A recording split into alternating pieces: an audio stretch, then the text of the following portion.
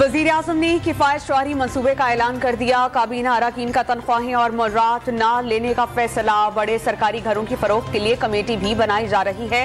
वज़ीर आज़म ने इक़दामात को मुश्किलात से निकलने के लिए पहला कदम करार दे दिया। किफ़ायत शहरी के तमाम इक़दामात का इत्तराक़ ऐवान सदर पर भी होगा। वज़ीर आज़म की वज़ाहत।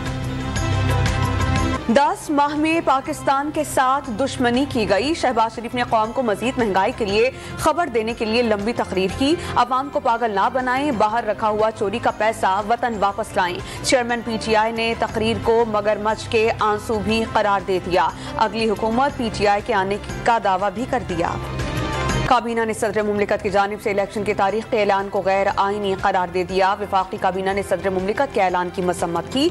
सदर मुमलिकत को खत लिखने का फैसला।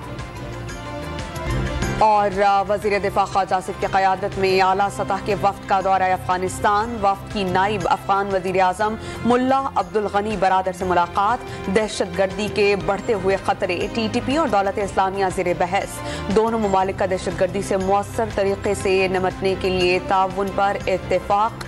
मुलाकात का एलानिया जारी।